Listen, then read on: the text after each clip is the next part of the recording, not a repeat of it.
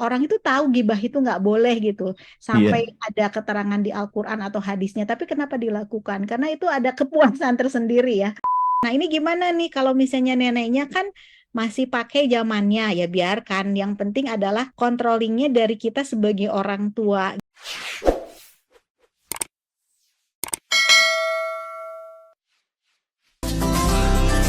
Sesaat lagi Anda akan menyimak Bincang Psikologi Keluarga. Selanjutnya nih Bu, kalau misalkan yang perlu kita perhatikan kembali begitu ya Bu ya dalam pertumbuhan ataupun juga perkembangan anak-anak, karena biasanya kalau dari rencana kemudian juga perencanaan yang sudah dihadirkan ini biasanya suka ada banyak kendala begitu Bu. Nah kalau misalkan biar nggak ke distract kayak gitu Bu, itu bisa kembali fokus kepada perencanaan yang sudah mulai dicanangkan ini. Kira-kira yang dibutuhkan apa saja ini Bu? Yang dibutuhkan adalah 3. Yang pertama adalah kita harus melihat garis lurus. Karena kadang kita ketika jalan itu nggak lurus gitu ya, malah belok gitu. Nah belok ini biasanya kita harus sudah mulai berhenti untuk membuang waktu-waktu yang nggak perlu, nggak sia-sia gitu ya. Iya, iya. Misalnya kayak saya terdistrak nih, misalnya lagi evaluasi tuh, lagi kerja, aduh panas nih otak, udah deh lihat YouTube dulu gitu.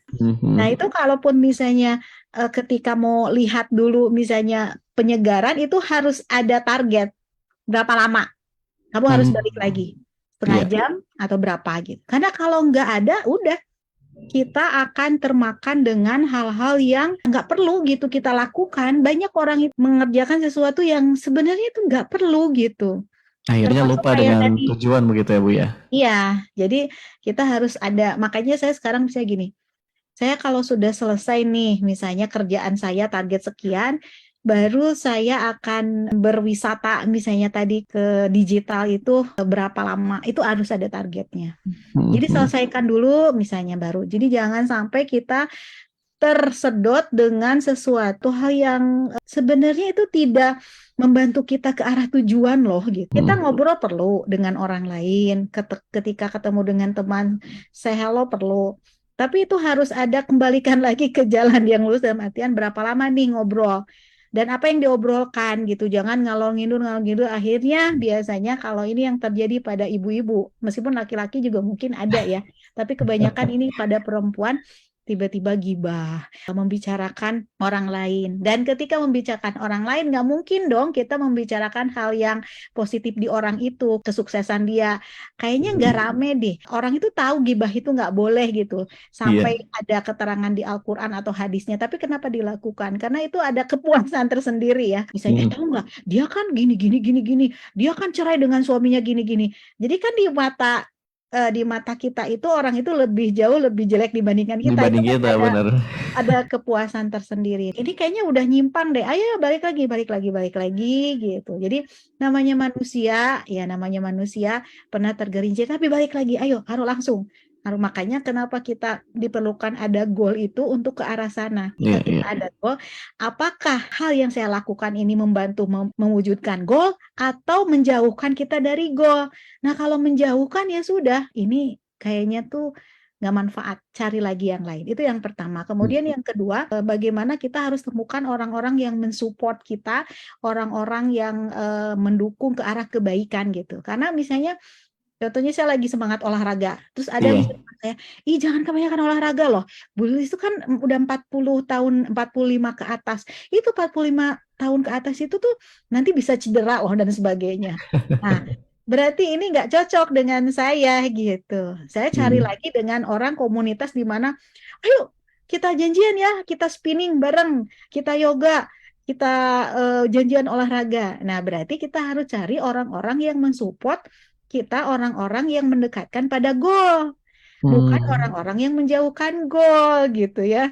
Iya, iya, Itu. betul, betul. Nah, itu jadi carilah orang-orang yang bisa mensupport kita, yang mendekatkan kita kepada goal. Dan kemudian tadi yang ketiga kuncinya adalah konsisten ya. Ini Hmm.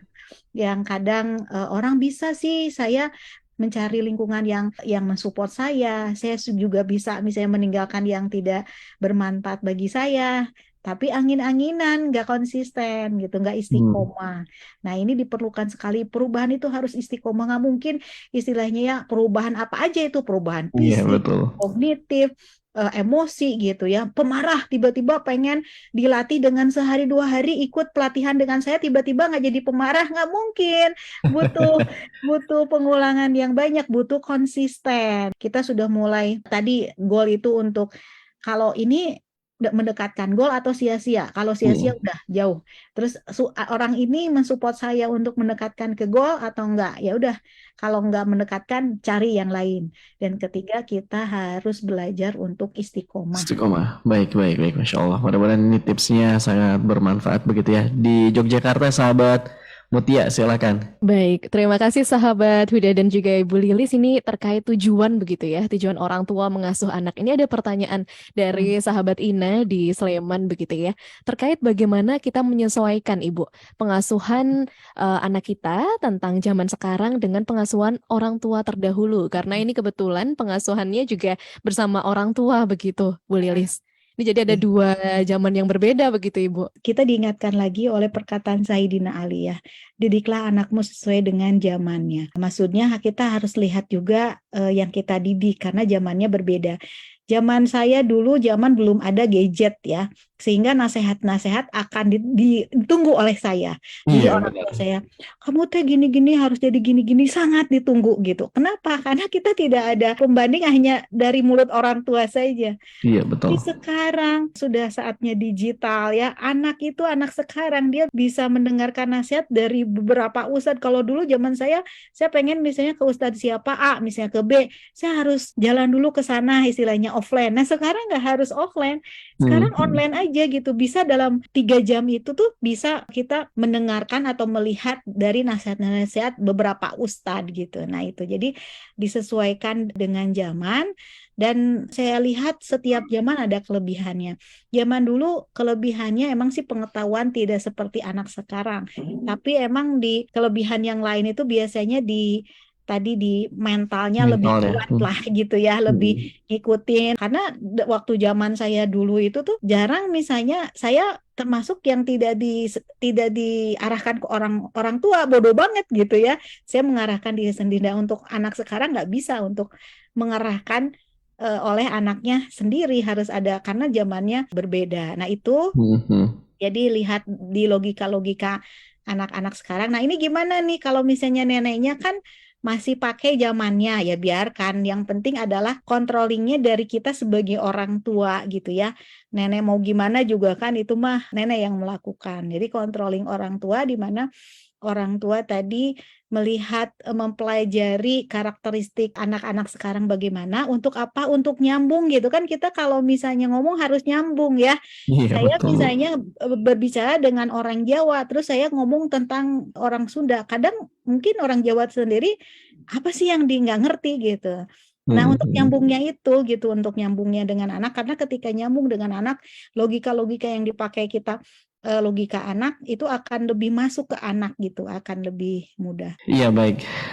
Dan ini nampaknya menjadi atensi ataupun juga pertanyaan terakhir ini Bu di kesempatan siang hari ini. Mungkin di akhir Bu, Di ada yang ingin akhir, disampaikan kembali begitu atau ada informasi? Silakan Bu. ayo ini baru permulaan tahun nih, alangkah bagusnya kita tanamkan goal, kemudian evaluasi apa saja nih, perubahan apa saja yang harus dilakukan untuk mental baja untuk lebih kuat, di fisik apa saja ya, kemudian di pemikiran atau kognitif apa saja, di afektif, di emosi apa saja, di perilaku apa saja, dan tentunya tadi ingat hindari hal-hal yang tidak mendekatkan dengan goal ya, hindari hal-hal yang sia-sia. Yang kedua, cari orang yang mensupport kita untuk mencapai goal, mensupport kita untuk lebih perubahan ke arah lebih baik lagi, dan tentunya kita ayo istiqomah konsisten untuk merubah diri kita ke arah lebih baik lagi. Jadi tahun sekarang akan lebih baik lagi dari tahun-tahun sebelumnya. Baik, alhamdulillah. Terima kasih Bu Lilis Sama-sama, untuk Ibu. ilmunya di siang hari ini. Mudah-mudahan bisa diaplikasikan juga ini ya kepada para bunda, para ayah dan juga para orang tua dimanapun berada. Sehat selalu Ibu Lilis, insya Allah Amin, bertemu amin. Ya, kembali di sama-sama. 2 pekan yang akan datang ya Bu ya. Terima kasih. Wassalamualaikum warahmatullahi wabarakatuh. Waalaikumsalam warahmatullahi wabarakatuh.